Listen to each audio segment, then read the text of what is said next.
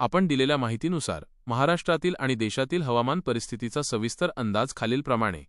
महाराष्ट्रातील सद्य हवामान परिस्थिती आज शुक्रवार 30 मे 2025. Deep depression. बांगलादेश आणि पश्चिम बंगालवर पूर्व भारतात सक्रिय असलेले डीप डिप्रेशन आज किंवा उद्या संपण्याची शक्यता आहे. त्यामुळे त्याचा फारसा प्रभाव देशावर किंवा महाराष्ट्रावर होणार नाही. महाराष्ट्रातील पाऊस स्थानिक ढगांच्या निर्मितीमुळे आणि अरबी समुद्रातून येणाऱ्या बाष्पयुक्त वाऱ्यांमुळे महाराष्ट्रात पावसाचे वातावरण तयार झाले आहे. आज हे वातावरण संपण्याची शक्यता आहे.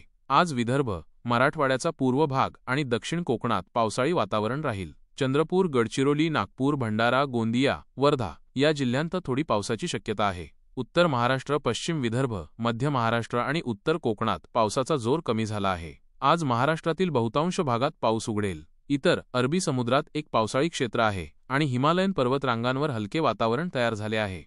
महाराष्ट्रासाठी पुढील हवामानाचा अंदाज. मे 31 महाराष्ट्रात पाऊस नाही. बहुतांश ठिकाणी उघडीप राहील. 1 जून भारतात आणि महाराष्ट्रात मोठी उघडीप राहील. रत्नागिरी आणि सिंधुदुर्गमध्ये हलक्या सरींची शक्यता. इतरत्र ढगाळ परिस्थिती आणि पावसाची उघडीप. 2 जून दक्षिण कोकण वगळता महाराष्ट्रात थोडी ढगाळ परिस्थिती.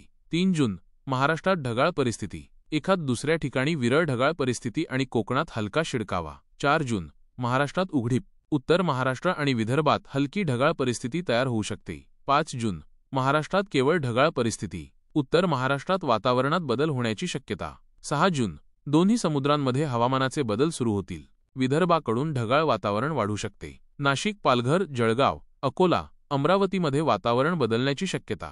7 जून ECMWF मॉडेलनुसार मध्य महाराष्ट्र, कोकण, मराठवाडा आणि पश्चिम महाराष्ट्रात पावसाचा अंदाज. पूर्व विदर्भ वगळता सायक्लोनिक सर्क्युलेशन अस्तित्वात असून मान्सूनसाठी अनुकूल संकेत आहेत. 8 जून महाराष्ट्रात ढगाळ परिस्थिती वाढू शकते आणि हलके पावसाळी वातावरण राहील. उत्तर महाराष्ट्र आणि विदर्भात प्रमाण कमी असले तरी दक्षिण मराठवाडा, पश्चिम महाराष्ट्र आणि दक्षिण कोकणात हे वातावरण राहील.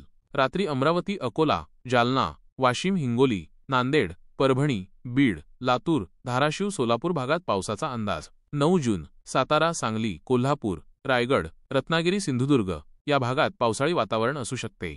जून 10 सांगली आणि कोल्हापूर भागात जोरदार पावसाची परिस्थिती असू शकते. महाराष्ट्रात विशेष पाऊस नाही. जून 11 महाराष्ट्रात पाऊस उघडेल. पावसाचा अंदाज देण्यात आलेला नाही. जून 12 महाराष्ट्रात पावसाचा अंदाज देण्यात आलेला नाही. बंगालच्या उपसागरात आणि अरबी समुद्रात मान्सूनच्या पुढील प्रगतीसाठी अनुकूल वातावरण तयार होण्यास सुरुवात. जून 13 भारतामध्ये आणि महाराष्ट्रातील पावसाळी खंडाचे संकेत. पश्चिम महाराष्ट्र, मध्य महाराष्ट्र, मराठवाड्याचा दक्षिणी भाग आणि कोकणातच पावसाळी वातावरण. पूर्व विदर्भ, उत्तर महाराष्ट्र आणि उत्तर मराठवाड्यात पावसाचे प्रमाण कमी राहील. 14 ते 15 जूनपर्यंत पावसाचा खंड वाढण्याची शक्यता. मान्सूनची प्रगती आणि महाराष्ट्रावर परिणाम. सध्या मान्सूनचा प्रवास थांबण्याची शक्यता आहे. पुढील मान्सून सक्रिय करण्याकरता अनुकूल संकेत मिळाले आहेत. सायक्लोनिक सर्क्युलेशनमुळे जूनचा पूर्वार्ध महाराष्ट्रात कमी पावसाचा राहण्याची शक्यता आहे, तर उत्तरार्ध अधिक पावसाचा राहील.